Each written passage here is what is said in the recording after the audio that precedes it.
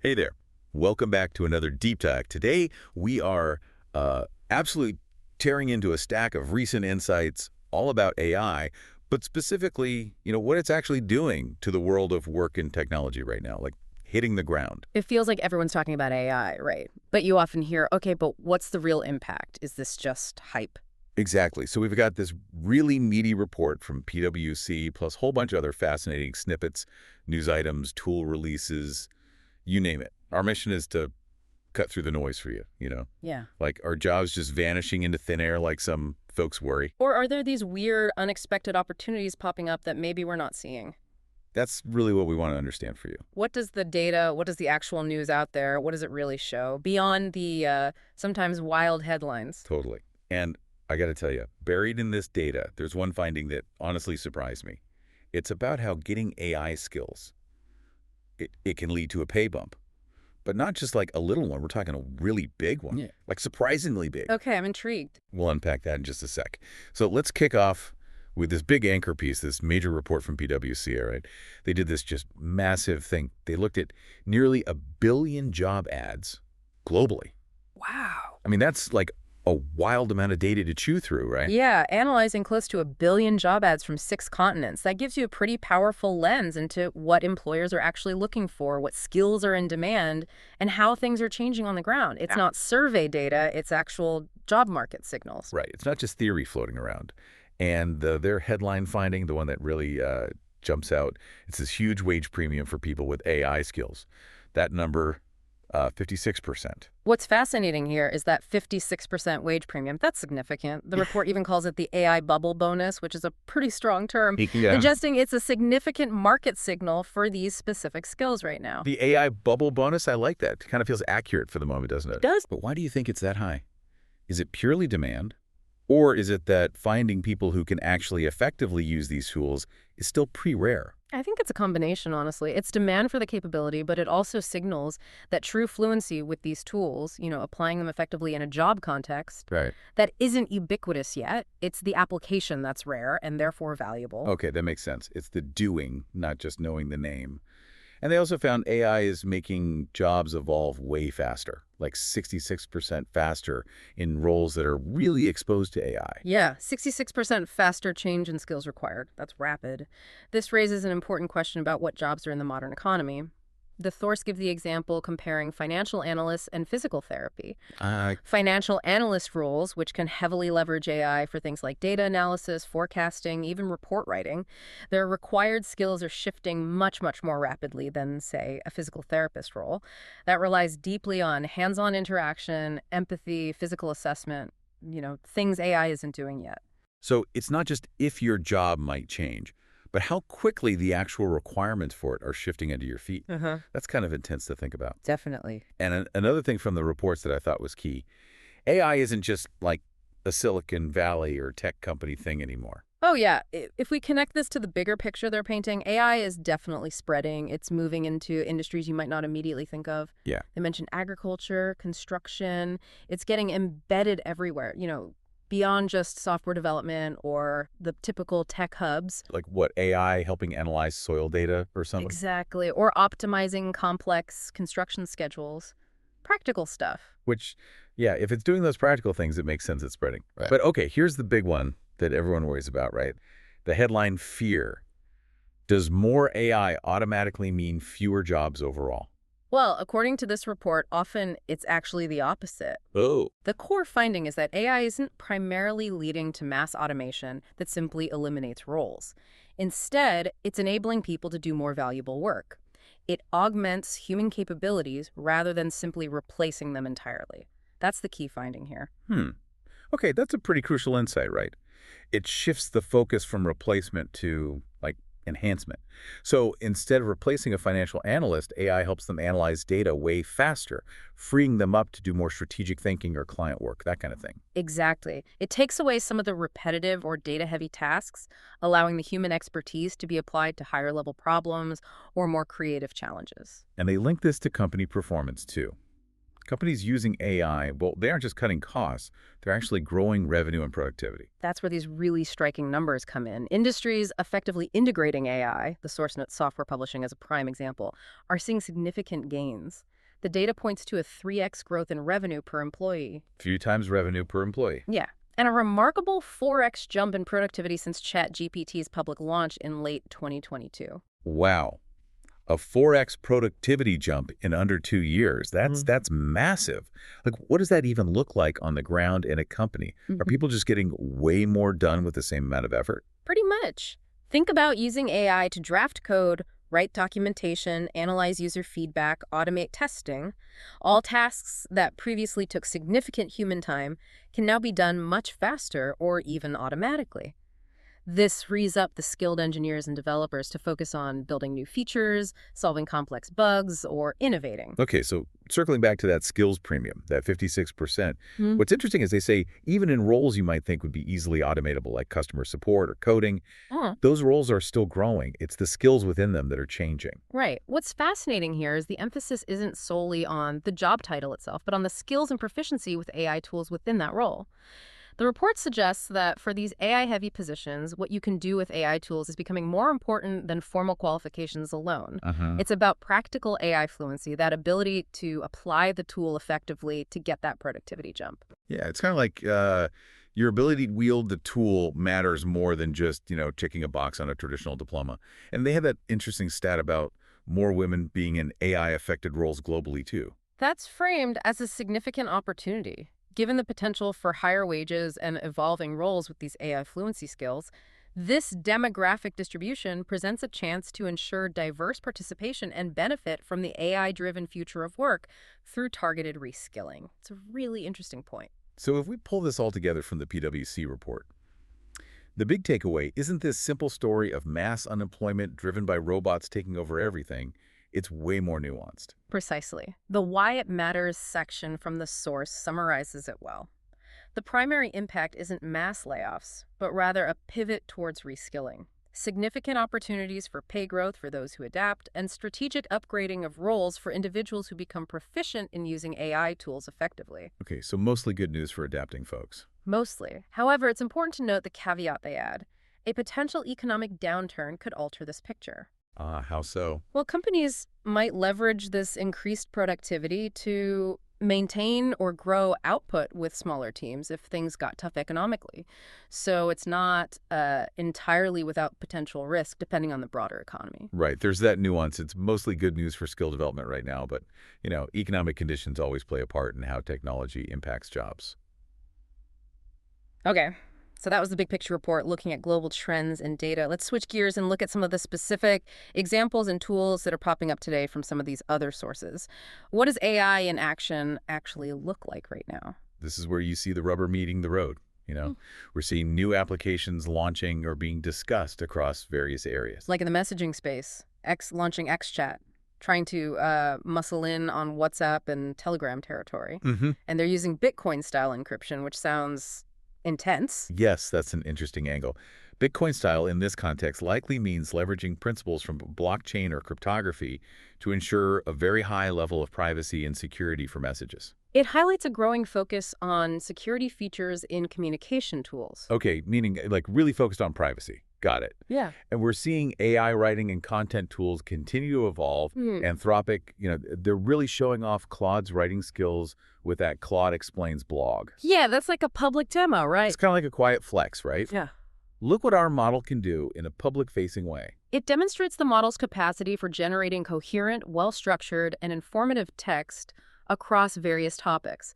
And we're seeing other tools emerge applying this, like Pen Down, specifically for writing proposals quickly, or Tilda for creating entire websites easily, often without needing to code. So applying AI to specific practical business tasks to speed things up. There's also tools like Firecrawl for just grabbing data from entire websites easily for analysis. What? Web scraping made easy. Or these automation blueprints using platforms like N8N. These tools address workflow efficiency head-on, whether it's streamlining the process of gathering information from the web or automating complex sequences of tasks that connect different applications. Very practical. And then you get the more creative or futuristic stuff like Mirage Studio, creating these really lifelike AI actors. Ooh, yeah. That's kind of mind-bending to think about applying that. It shows the expansion of AI into creative production, potentially changing how content is made in film, gaming, or virtual reality. Beyond the tools, there's also just the industry buzz and sometimes drama that reflects what's happening. Like the reports about DeepSeek possibly training on other models' data, Yeah. Gemini, ChatGPT outputs. Oh, right, that controversy. This definitely highlights the complex and sometimes contentious nature of model training data sources in the hyper-competitive landscape.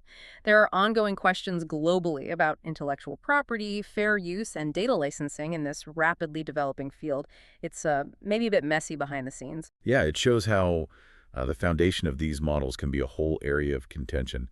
And then you have someone like Yoshua Bengio, one of the real godfathers of modern AI, talking openly about models potentially lying and launching this initiative called Law Zero for Honest AI. This raises an important fundamental question about model reliability and the potential for models to generate plausible-sounding but factually incorrect or misleading information, what we call hallucinations, but perhaps in more complex ways now. Right. Initiatives like Law Zero reflect a growing concern within the AI research community about ensuring alignment, truthfulness, and trustworthiness in advanced AI systems, especially as they become more capable.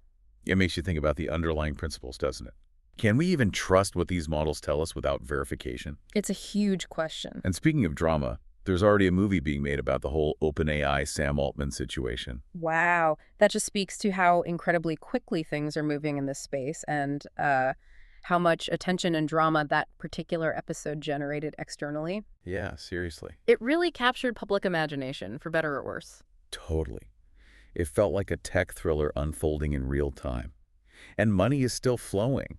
You know, we saw that 10 billion yuan fund launched in Guangdong just for AI and robotics. Big investment there. Or big investments still going to companies like Grammarly or Neuralink. Funding continues to be a key indicator of where investors see future growth and potential, supporting both foundational AI research like in robotics and specific applications like enhancing communication or developing brain-computer interfaces. The bets are still being placed, and they're large. And just some quick surprising hits from the sources that show the sheer breadth of where AI is touching things. AlphaFold 3 predicting protein structures so accurately, huge for science, obviously. That's a massive breakthrough in biological research, accelerating drug discovery, and our fundamental understanding of life sciences by predicting shapes crucial for function. Just incredible potential there. But then on the flip side, Google had to pause its Ask Photos feature after some issues. Oh. Okay, so not everything works perfectly right away, you know. Yeah. AI development is iterative, and sometimes things need pulling back. That definitely underscores the iterative nature of AI development and deployment. Features may look promising in testing, but require significant adjustments based on real-world usage and feedback. And sometimes they're just not ready. Yeah, it's not always smooth sailing, even for the biggest players. And this last one, this AI foot scanner Oh, yeah, I saw that. that can alert patients about heart failure signs 13 days in advance. Wow. That's incredibly specific and, like, potentially life-saving. That's a powerful example of AI's potential in preventative healthcare, leveraging seemingly unrelated or subtle data points like changes detectable in a foot scan to identify early indicators of serious conditions like heart failure. It's an unexpected application with profound potential impact.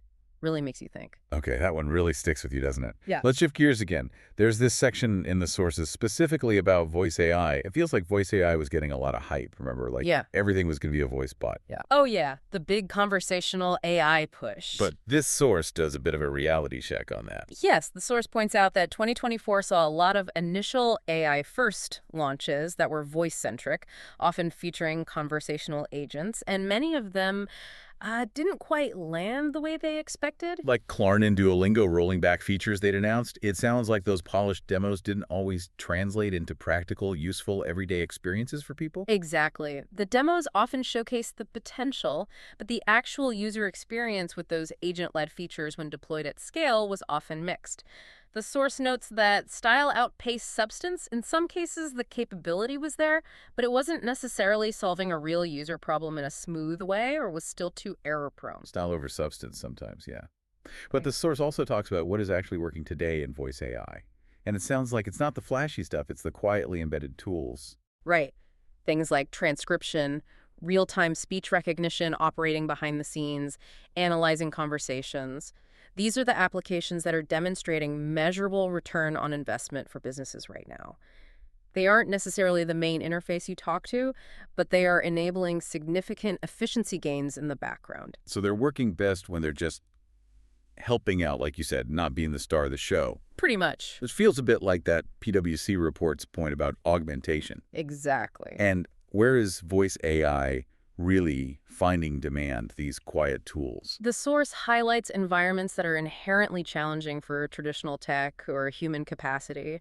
Noisy settings like clinics, where it's hard for a doctor to type notes accurately. Wow. High-pressure environments like customer call centers, where agents need quick information access. Boy. Or situations involving multiple languages or complex code switching. Code switching, like mixing languages. Yeah, where people blend languages mid-sentence. Voice AI solutions that can handle these complexities are finding real traction because they solve specific, difficult problems. That makes total sense. Places where a human might struggle to keep up or accurately record information. And the source lists some key trends for voice AI's success going forward. What stands out to you there? What's fascinating here is this reinforcement of the shift we just mentioned. It's less about creating fully autonomous conversational agents for the front end that try to replace a person, and much more about powering back-end operations and workflows using the voice data. Okay, so processing the conversation, summarizing it instantly, pulling out key data points or action items, stuff like that. Precisely. And this connects directly back to the PwC report's augmentation theme. It's about being assistive rather than fully autonomous. Mm-hmm. The voice AI handles the administrative heavy lifting, like generating a call summary, identifying compliance risks, or drafting a follow-up email, freeing up the human, whether it's a doctor or a call agent, to focus on the strategic aspects, the empathy, the complex problem-solving that only a human can do. That fits perfectly. AI helping humans do the higher value work by taking care of the grunt work. And you need measurable results, right? Like clear ROI, especially for these back-end tools. Absolutely critical. The source mentions examples like 50–60% time saved on transcription. 50 to 60%, wow. Yeah, that's a clear, quantifiable benefit for businesses. Demonstrable efficiency gains are key drivers for adoption in this space. You have to show it's actually saving time or money. Yeah, that's a massive time saver that adds up fast. And what about the language part? You mentioned code switching earlier. Multilingual capability is becoming essential, not optional in many environments. Systems need to seamlessly handle code switching. Where speakers naturally blend languages within a single conversation, as well as just operating accurately across multiple distinct languages. For global or diverse teams and customer bases, this is rapidly becoming a must-have. Okay, so it needs to be really flexible and robust with language and accuracy. That seems super important, especially if the stakes are high, like in a doctor's office or a financial setting. Oh, absolutely. This raises an important question about the threshold for accuracy. In highly regulated fields like compliance, healthcare, and finance, even small hallucinations or errors by the AI in transcribing or summarizing could have severe consequences, including legal or financial repercussions, potentially even lawsuits. Yikes. The need for extremely high, near-perfect accuracy is paramount in these areas, as the stakes are incredibly high. Yeah, you absolutely can't have AI messing up a critical medical record or a financial compliance note because of a transcription error. And the source finishes with this analogy about voice AI entering its cloud moment. What's that mean? This connects it to a past technological shift that profoundly changed computing infrastructure. Remember maybe 10, 15 years ago when the cloud seemed maybe a bit risky or just for niche applications? Yeah, people were kind of skeptical. Right. Now it underpins vast amounts of computing infrastructure. It runs everything, often quietly, reliably, and invisibly in the background. It just became the default. Exactly. The source suggests voice AI is undergoing a similar transformation. It might not always be a flashy AI chatbot you talk to directly on the front end that grabs headlines, but its capabilities, accurate transcription, real-time recognition, intelligent summarization, voice analysis, will become deeply embedded and essential across various platforms and workflows. The shift, as the source says, won't be loud, but it will be everywhere, becoming the new infrastructure for how we process spoken information. That's a powerful way to put it. It's not going to be this big splashy arrival. It's just going to quietly seep into everything until you can't imagine working without it. Kind of like Wi-Fi or, the cloud. Exactly, that kind of quiet revolution. Okay, so we did a lot in this deep dive, right? We covered the big global job trends and the potential for serious pay bumps based on skills from that huge PwC report. That 56% number still stands out. Totally. Looked at a rapid-fire round of specific new tools and some of the industry buzz and drama, and then dug into the quiet reality of voice AI and how it's actually finding its useful place. It definitely shows that the impact of AI is far from simple or monolithic. It's not just a linear story of technology replacing people wholesale.